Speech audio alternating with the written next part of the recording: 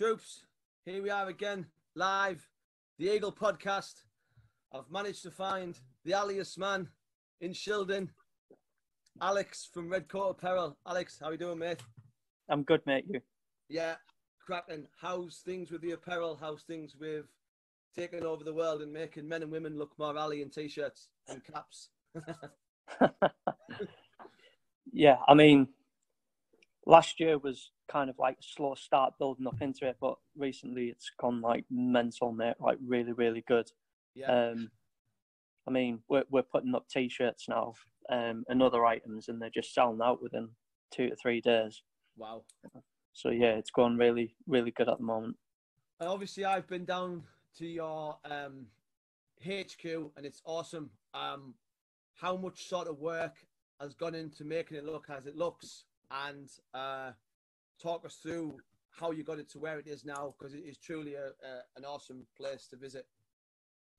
So basically, we started off last year around July. Again, it was an idea that was floating around since 2014, coming off the circuit and stuff. Yeah. But we started off with a couple of t-shirts. I think we had 3 t-shirts when we started off. Yeah. And then from there, it's just like snowballed out of control to a point to what we've got now. Yeah. It is supposed to be a shop, obviously. You know the crack. We can't function as a shop in our current location, but yeah, it's been graft from moving from this premises to a bigger premises, and then having a roof that was like a fishnet, to then moving back here and having to relocate. It took about 3 months, 4 months out of our business time to do that. And it had like a massive impact on the business as well, because during that period we weren't able to concentrate on designs or anything, because there's only myself and my wife that run this. Obviously my wife Claire, she does things in the background, like shipping all the parcels and stuff, and you know, I've had a little bit of help from family members and a couple of close friends, but no, it's been pretty much hands-on. I think what you're saying there is, it can, for some people, maybe they look at your sort of Instagram, which is awesome, by the way, and they just see this brilliant, you know, everything looks smart, everything's on the ball, you get plenty of sort of engagement, likes, etc., big following, and people probably look at it and think, oh, wow, that's awesome. But actually, there's a lot of stuff behind the scenes, mate, isn't it? Like, I bet it's quite a lonely, can be quite a lonely place sometimes. Yeah, especially now. Now we don't get visitors or anything. It can be quite lonely, but I mean, I can't say anything bad about it either, because I get to come into work to this as well. Yeah. You know, I could be doing something else. I could be sat in an office working for somebody else. I get to come into something I've physically built myself, and enjoy it. It is quite relaxed. I mean, it's a mega relaxed atmosphere to be in. Yeah. You've created what I think is, you've created an environment to create, and I think that's why your products and your brands are so good and so different, because when you go into your place, it just oozes sort of style and class. And I think if you're that way inclined and you're in there anyway, I think it's very, very, you know, it just gets the juices going, doesn't it? Do you know what I mean? You're in an awesome place. And how many sort of ideas have you know, has come up from you just sitting behind your counter drinking coffee and bosh, another great t-shirt's coming out? Say that again, mate. You sorry. Cut out. Yeah, sorry. That's the world of Wi-Fi, isn't it? I'm saying, what sort of great t-shirts have you made and great designs coming from your shop? There's quite a number, really. Yeah. We have about 3 or 4 that are really good sellers. For instance, we brought out the Swift and Bold 2 days ago, and literally 55 shirts have gone straight away. Right. Like in the space of 3 hours, it was crazy. So I'm going to have to get them back in, obviously, for the lads that are serving with the rifles and things like that. But I get the Blackbeard shirt went really well. And then another really good one was the Empire Strikes Back. Yeah. That flown out. They're all really good. We've got a couple that obviously don't sell that good, but you're going to get that. Yeah, in business. It's about just chucking ideas out there, isn't it? And seeing what takes. And you know, just because you think you've got a great idea or a great design doesn't mean that everyone's going to think that. But you've sort of got a big sort of star following, and I remember seeing it when Tom Hardy wore your shirt for the Venom promotion. We've talked about it, but I think it's a great story. So I think people on the podcast world would love to hear about it when Tom Hardy was rocking the shirt. So I'll let you fill us in with that one. So yeah, it was as random as you like. It was everyone keeps asking, "Oh, how did you get Tom Hardy to, wear your top and things like that?" Yeah. But it was just about to get my head down, and the business had just started. So every time someone orders, even now I get giddy when someone orders. Like seeing your business sort of do well, but at that point it was new, and you'd hear like an alert drop, and I picked my phone up and I seen Tom Hardy had ordered, so I thought, nah, it can't be him. It's got to be someone with same name. With the same name. So I thought nothing of it, sent it off, and then next minute everyone's shouting about, "Oh, Smudge, have you seen Tom's wearing your shirt?" and that. Yeah. It was a shock, but I was quite, I wouldn't say proud, but I was quite excited at that time, because people, even though we just started, people were beginning to become aware of us and things like that pretty quick. Yeah. No, look, you'd pay maybe a lot of money for someone like that to wear a T-shirt or come on an event or do whatever on Instagram for you, and for him to just buy a shirt and think, I like that, and I'm going to wear it on a promotion for Venom. Obviously did you no harm, got you out there, but it's a testament to you as well, because at the end of the day, if your T-shirt had been gash, you wouldn't have ordered it, would he? So you have good quality T-shirts as well. I think that's a testament, because I think sometimes people can think, well, I'll just buy like Fruit of the Looms and I'll just press a logo on and that'll do. But your stuff's really good, and I've got a few of them, and the caps and the T-shirts and the badges, they all withstand the test of time. So I think as well, when you're going to sort of start pushing your brand out there, people have got to be aware, how's it going to look after a couple of washes, or how's it going to sort of fit, and etc. etc. And you're like me in many respects. You're a stickler for detail. So how many times have you gone back to the drawing board with sort of, you didn't like the material, or you didn't quite like the packaging and all the rest of it? Yeah, I mean, like I said, this thing's been in the back of my head since 2014. Mm-hmm. We just never had the funding to go forward with it. But in the background, we were working on it, doing various bits of, we were buying in T-shirts, testing them in the wash, in the dryer and things like that, and researching on printing.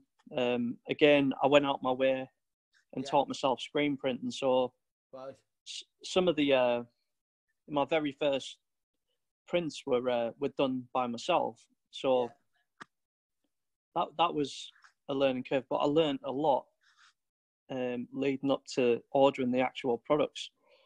I was able to go in and find a decent, high quality printer that could produce what we were after. Because again, we weren't going to settle for, like you said, a cheap T-shirt that's going to shrink in the wash, or the dryer, or something that the print's going to fall off. It had to be a long-lasting garment and print, and obviously give it the style and the darkness of the brand and things like that. it took a while. See, what you're saying there is that's a prime example. People just think it just happens. You know what I mean? Like someone might turn up at your shop and think, "Oh wow, look at this, it's awesome." But where were they when you were buying T-shirts off the internet or wherever you were getting them? Putting them in the wash, putting them in the dryer, and then sort of seeing, "Oh right, okay, well that's pants, that's no good," and this and that. Do you know what I mean? That's real dedication, mate. That's like real. That's going into the craft. Do you know what I mean? That's like, yeah, okay. That's a true testament, because that's I think that is the difference between people who succeed and people who fail. It's okay walking in there now, 2019, and looking at all the good stuff you've got on offer and how the shop looks and saying, I think I'm going to open an apparel now. It looks quite easy, but it's not, mate, is it? It's not easy at all. It's a 24/7 hustle. It can be easy depending on what you want quality wise. I mean, if you're happy just going down to your local printers, getting a cheap T-shirt for like £1 or something and chucking a plastisol print on which looks hideous, then crack on. But we didn't want the brand to be that like that. There's too many clothing brands popping up now. And we had to get it right.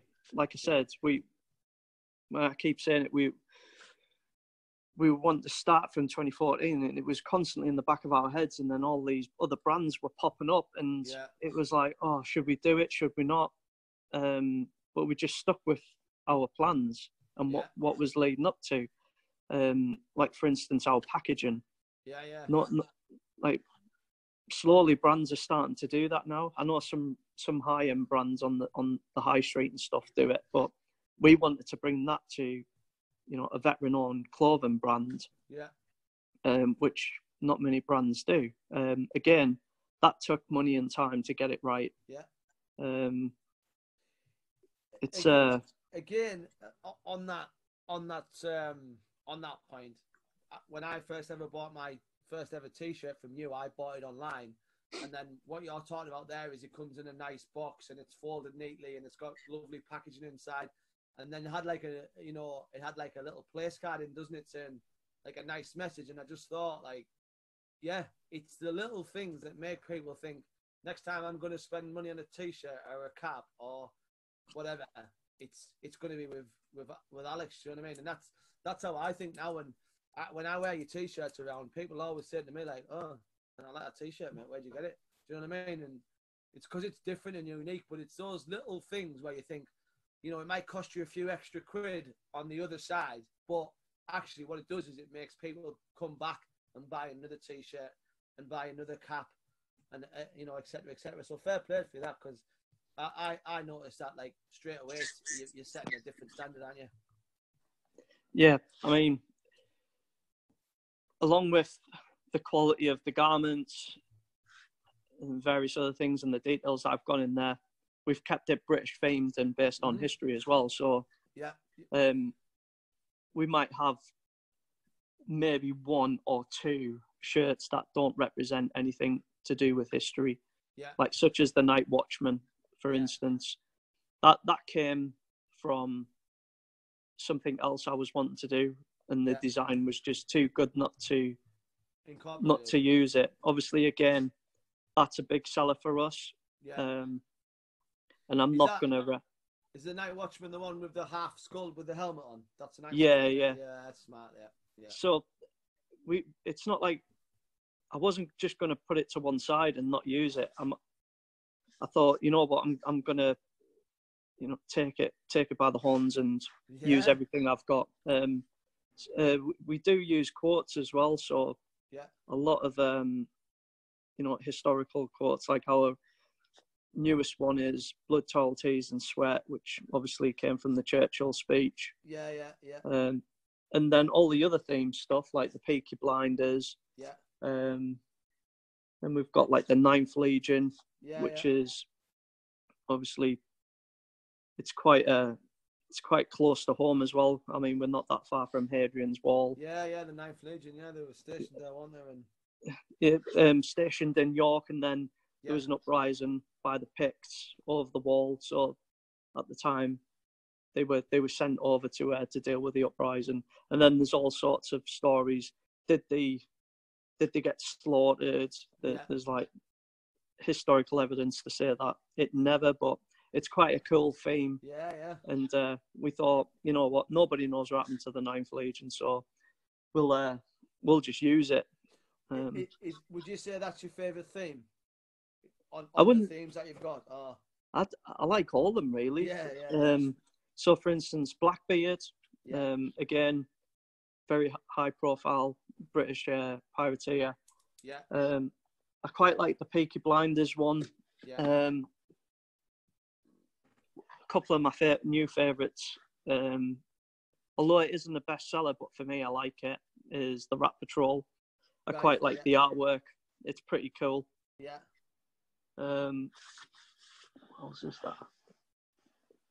There's definitely the Empire Strikes Back. Yeah, that's class. Yeah. Yeah, we took like from a previous job. I used to teach myself like Photoshop with another guy, Lee, who used to work for Warrior Assault Systems, and in my spare time he was teaching me little bits here and there. And we're on our way to work, and we got talking about Star Wars, and this picture popped up on my phone. I think it was on Instagram. Yeah. And it was of some this redcoat during the Boer War about to like bayonet someone, and that's where I took it from. And the two just matched up. And again, it's like it's all ironic with Brexit and stuff. Yeah. You know, the Empire. Yeah. It's fair enough. Obviously, you had a good stint in the army. Is there anything that you did in the army that's prepared you for leaving and setting up a successful business? And how did you where did you go from your resettlement to where you are now? What was that process like? So when I left the army, I didn't have any aspirations of setting up my own brand. Yeah. It wasn't something that I thought, oh yeah, that's what I'm going to do. I originally set out to do in-thing at the time and go on the circuit, make a little bit of money so I could, you know, get a mortgage and the other things in life that people want. Yeah. But as time went on, priorities changed and things. So I ended up coming home and landed a job with Warrior Assault Systems, which was that time was pretty cool. Yeah. But for the people that don't know, when Alex talks about the circuit, he means close protection. And what is it that Warrior Assault Systems do? For those who don't know. So Warrior Assault Systems, they manufacture sort of, you know, like military tactical nylon products. So the likes of your body, like your carriers, belts, plate pouches, plate carriers, things like that. And it, you know, I was like a kid in a sweet shop when I first landed. Yeah. But obviously when I landed that job, the apparel side of it was embedded into my head. Redcoat was inspired by like some of the American brands out there. So I seen American brands out there pushing sort of, you know, US themed shirts and stuff. And at the time, nobody in the UK was doing it, especially from like a military side. From like a veteran's point of view or the military at that time. And I thought, wouldn't it be cool to like sort of do like a British spin on, you know, some of these brands and utilize our history like they were doing. And again, like I said, like a lot of brands popped up out the woodwork, which there's some really cool ones. I mean, I still buy from other veterans. I still like to, you know, like Sin Eaters. I've got a Sin Eaters Guild shirt. I've got a couple from Reaper 17. So yeah, there is some really cool brands out there. I wanted to put my spin on it. Going off on a tangent, but going back to sort of how did the military prepare me? I dare say the military prepared me with regards to sort of being so thorough with whatever I did. Yeah. It's like your OCD with Yeah. things. Just making sure that everything's on the ball, everything's checked. Every T-shirt that goes out's checked. There's like a good sort of system in place so that we don't get any shirts sent out with holes in or anything. Yeah. I mean, we've had a couple that have come in from the printers that have had holes in, and you know, a lot of other brands, I dare say, might send them out, but we go through the whole of the shirt. Nice. It's fair play, mate. It's accountability, innit? At the end of the day, it's your logo, it's your brand on that T-shirt. If it goes out and it's not right, you can't turn around and say, "Oh, the printers," because at the end of the day, it went through your hands first, didn't it? Before it goes out the door. So it's all on you. When you were on the circuit, where did you get to? Did you go anywhere in particular where you'd never been before in your military career? And what was that like between obviously high end soldiers that you wore to sort of go on that circuit? What was that like? It's quite daunting at first. Right. Just coming off Hurricane 11, so just coming back from Afghan. Yeah. And then within 6 months signing off. Yeah. So I had it in my head what I wanted to do. Yeah. And I started early, so I started on my CV early, started on my courses early, and then landed a couple of interviews. One of them was Aegis Defence Services. And yeah, I had a successful interview, and they wanted me to go out to Iraq. From the interview to going out to Iraq, it took about 7 days. Wow. So it moved pretty quick at the time. The army was doing one of these early termination things. So yeah, I had the interview, got back to work Monday, confirmed everything. CO signed it off, handed all my kit in, and then Saturday got a train down to London, and then I was on a flight out to Iraq that afternoon. Wow, that's mental. So landed in Baghdad a couple of days later, and then went through my induction, and then got pushed out to my team. Wow. So it was quite. And who was the? I bet that was quite a nervous flight, was it? Flying to Baghdad on. What was it? Just a normal civvy charter plane, just going to Baghdad. Thomas Cook, Baghdad Airport.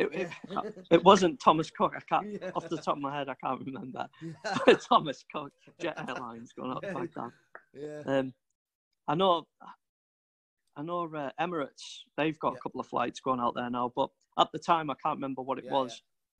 But and you sort of talk us through the process, because I know there's a lot of people who listen to this podcast who just think so. You got a job and then you flew to Baghdad. So you land at Baghdad. Obviously, there is a real enemy in play. Do you know what I mean? You land there, and Civ Pop is in full go in it. Do you know what I mean? It's on.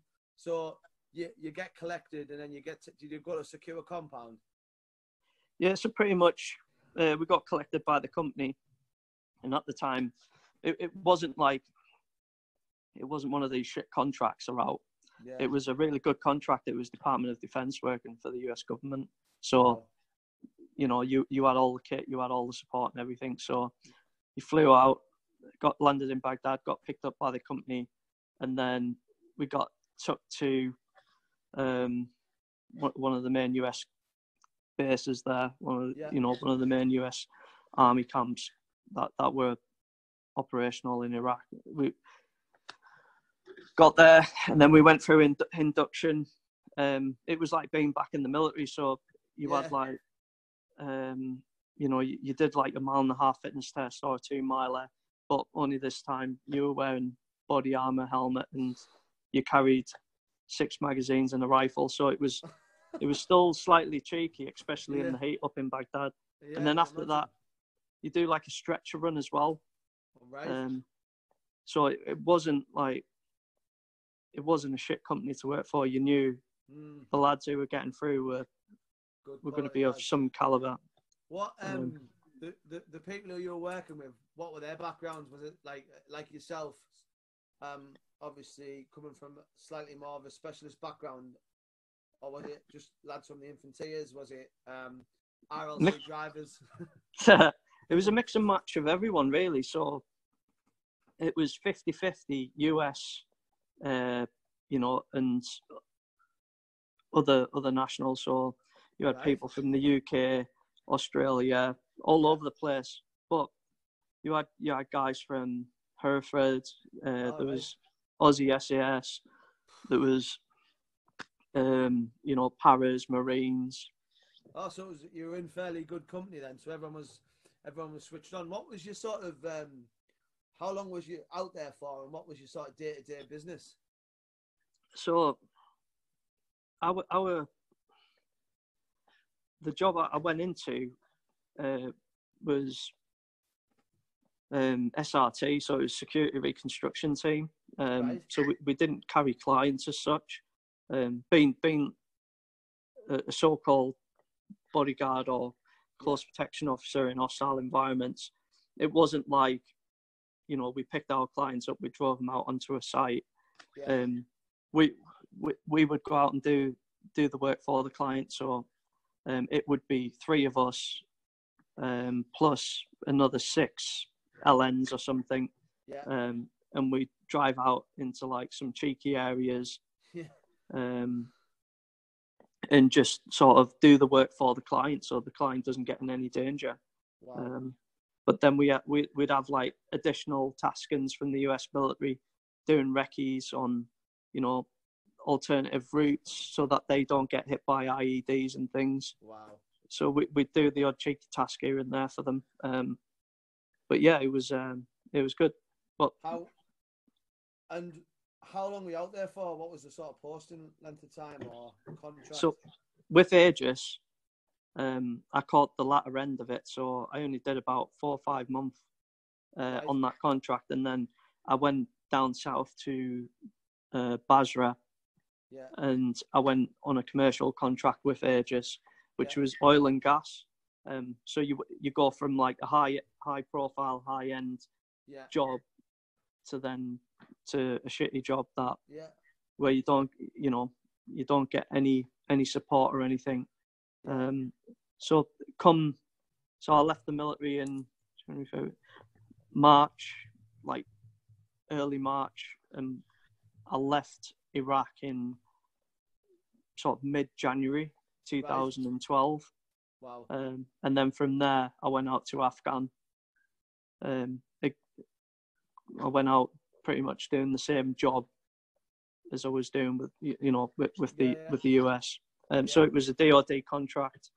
It was the sister contract to Matrix, RSSS, and it was mainly dealing with the reconstruction or the construction of sort of governmental buildings such as hospitals, police stations, and things. You know, when when you went back to Afghanistan, how did you feel? Like, it's this one country I hope I never go back to. It sort of fills me with dread, really. The very thought of like someone saying, fancy going back to Afghan next week, I'd be like, I'd rather go anywhere. Do you know what I mean? Like, for me, it holds nothing but like the worst times of my life. Do you know what I mean? Like the hardest, most fucking, okay, this is the day then, sort of moments. What was it like to go back as like a civilian contractor? How did it feel? It was different, definitely different. It wasn't the same as going down to Helmand. In certain circumstances, I mean, in the army, or when you're serving, you're going out there and you're taking the fight to the enemy and stuff. Whereas this is completely different. You're obviously reactional rather than taking it to them. So and again, operating with the British Army. You know, you go in the cookhouse and it's just fucking watered down juice. You know, and crap food in comparison to the USD facts. So you just had access to everything. So from a comfort point of view, it was fucking unreal. Like you had your own room with aircon, and you had internet, and you know, we were cutting around with ECM, and armored vehicles that would stand up to the job. I mean, some of the teams had MRAPs and stuff. So, wow. Yeah, I went out. You felt comfortable doing your job, especially with the pay packet at the end of it. Yeah, God. It's funny you talk about sort of kit and equipment. When I went on Herrick 8, I mean, we had so much substandard kit to do the job. It's almost laughable, isn't it? Like, I remember being on a road move in a. Do you remember Vikings? They were like a Pinzagao with like a sandbag on the side.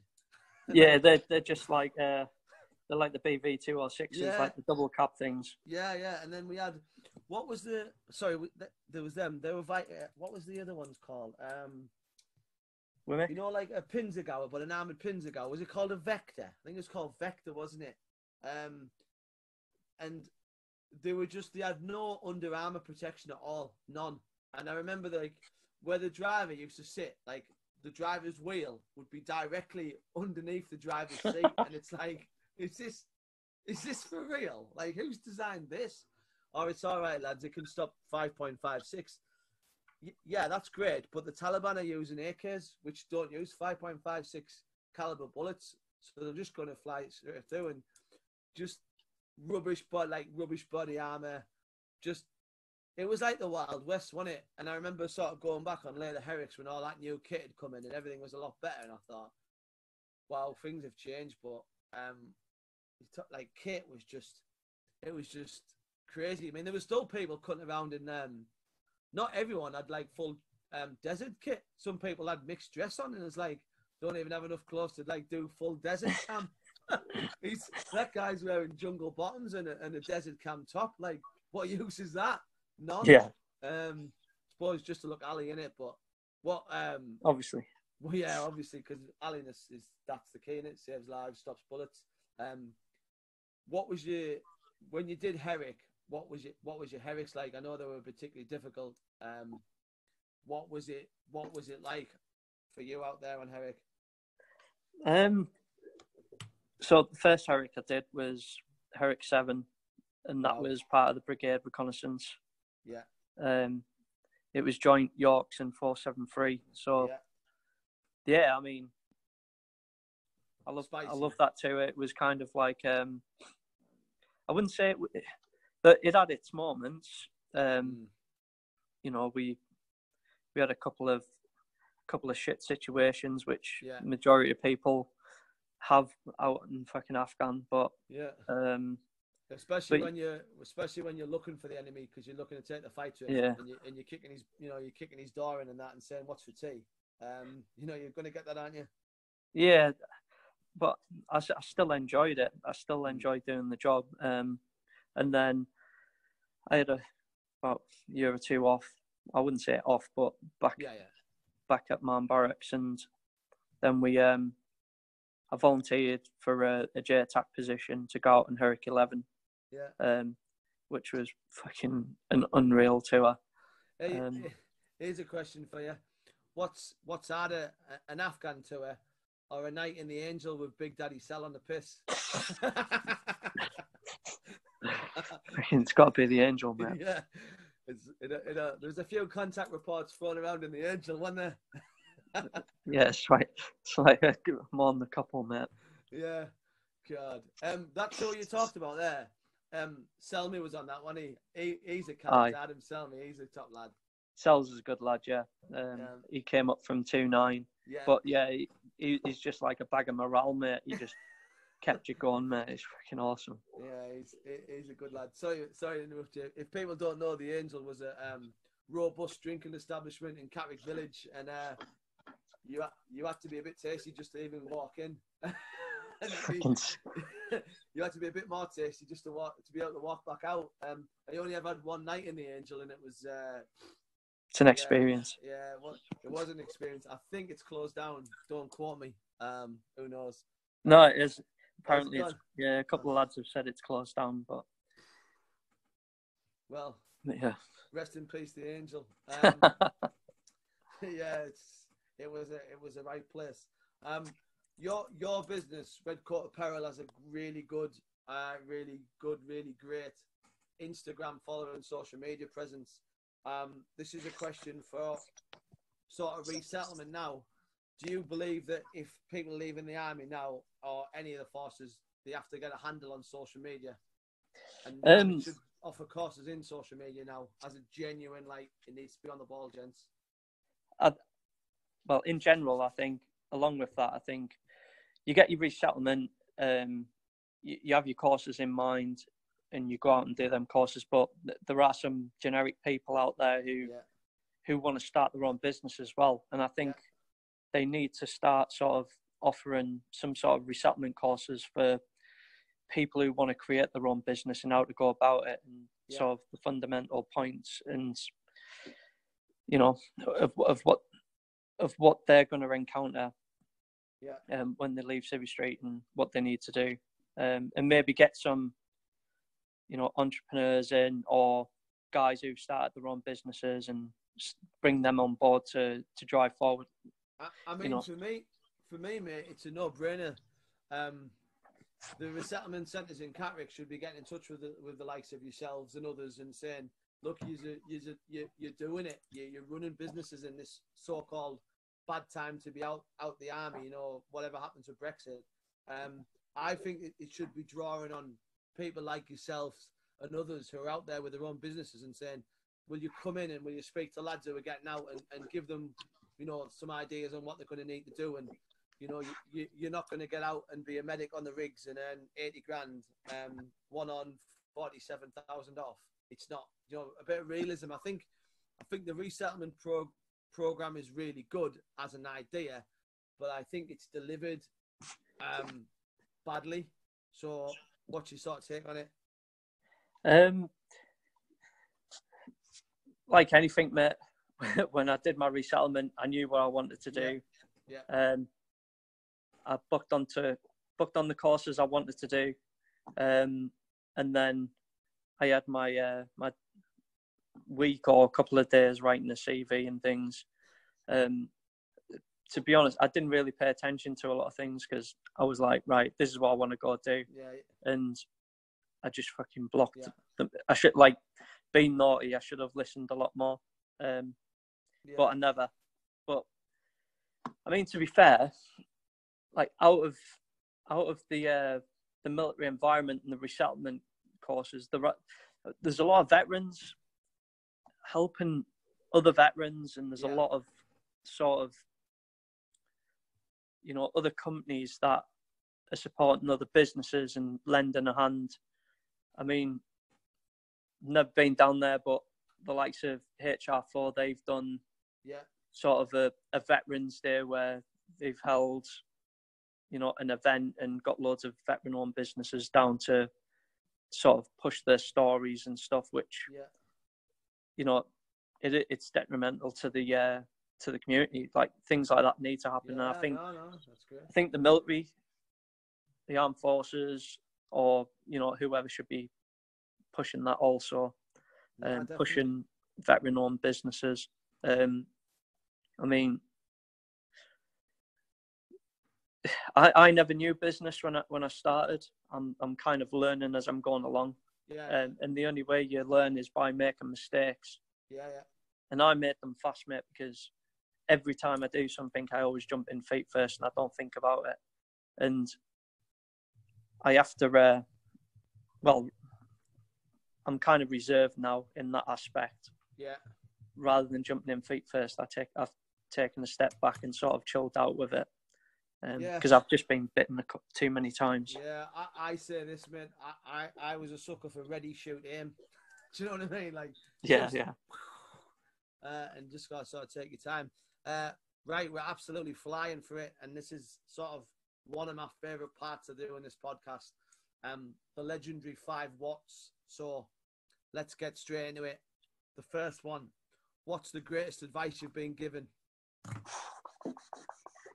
Greatest advice I've been given? It's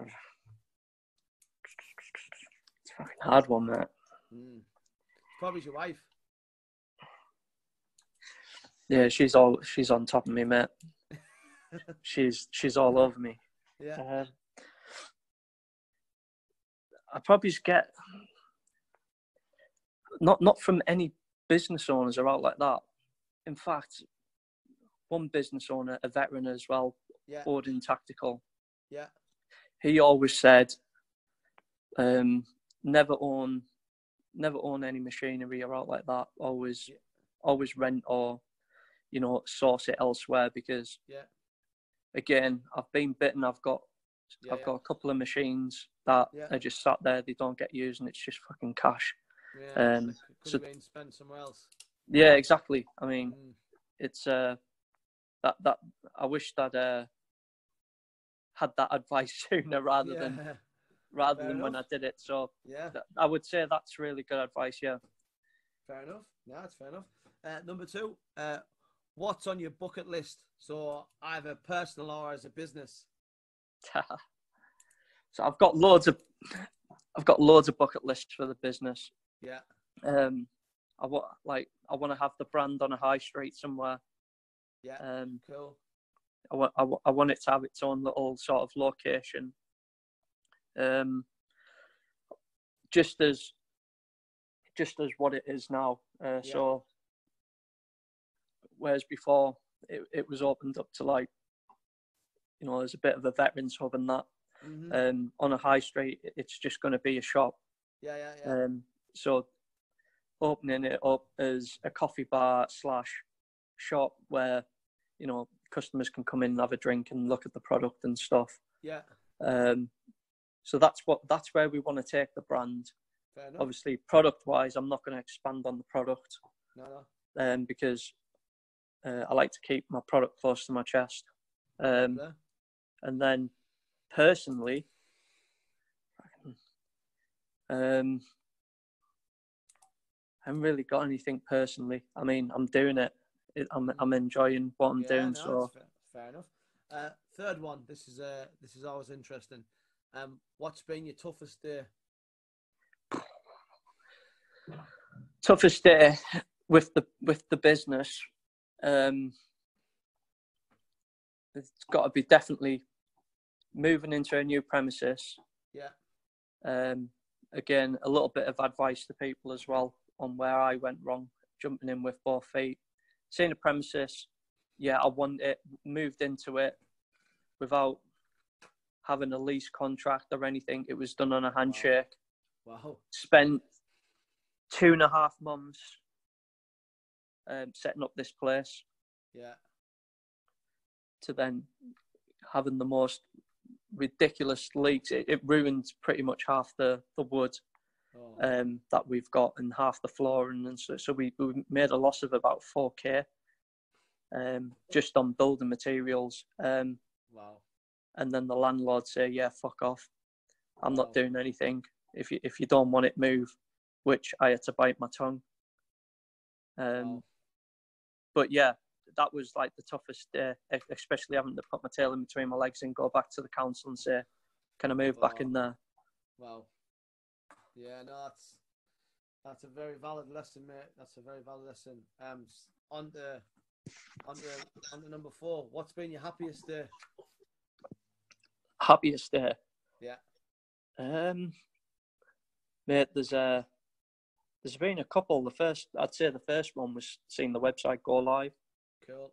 That was awesome. Seeing something that, although it wasn't a finished product and it still isn't, there's still stuff I want to do. But seeing it live and like seeing people buy stuff that I put out, and then, you know, it's had its ups and downs. But I'd say recently, this month has been our best month yet. Although we're not making money personally from the business, everything we get, we put back into it, put into new products. But it's getting to a point now where we can actually see light at the end of the tunnel, and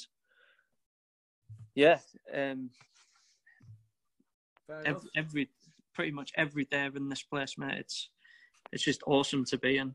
Yeah, no, it's class. And the final one, mate, you've probably touched on it. What's next for Redcoat Apparel?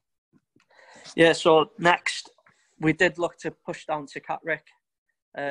That's still that still could happen. We would really want to get onto a garrison type area. Yeah, but you'd absolutely clean up if you got down the garrison, especially that new complex where the cinema is. I think you'd clean shop down there, like, definitely.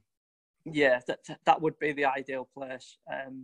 But we've also looked at Durham, potentially Darlington, and then, you know, because it isn't just like serving or veterans that buy the brand. There's quite. Oh no, you've got a good. There's quite a variety of people out there. Yeah. No, so, you know, we would like to be on the doorstep of a military garrison so that the guys can benefit from, you know, from what we've got to offer. But oh yeah, definitely. That would be. I would say that's where what we want to do. Yeah, no, it's cracking, mate. Fair play to you. Ladies and gentlemen, it's been great to have Alex on. No, cheers, dude. Even though we served in the same regiment, we only sort of knew each other to say hello. But since we've both got out and got our own businesses, we've become good friends. And Alex's brand and his clothing is 10 out of 10. And he's going places. And from his story tonight, you can understand why he's going places, because when you're buying t-shirts from the internet and washing them and drying them just before you even do anything with them, that's a sign of dedication. And when you buy something from him, the attention to detail and the customer care that comes with it is you think you're dealing with the top brands, Prada, etc., like that. So it's a testament to his dedication to what he's trying to do. Alex, where can people find you? Social media, websites, and all the rest of it. So basically, we're on Facebook. Yeah. Just, you know, type in Redcoat Apparel and we'll pop up. We've got a group on there as well, which we put a lot of our deals on. Awesome. So we try to gain attraction from all the different avenues, utilising the different deals and whatnot. You can find us on Instagram, again at Redcoat Apparel. Yeah. And then the website is www.redcoatapparel.com. Mega. But yeah, we do have a Twitter account, but I fucking can't figure that shit out. Yeah, no, there's no filter on Twitter, is there? Like, there's full on just carnage. Yeah, Twitter's off the scale. Yeah, ladies and gents, that's been Alex from Redcoat Apparel. Great speaking to him. Next week's podcast, I've got Alfie Usher from Fill Your Boots, a military banter page.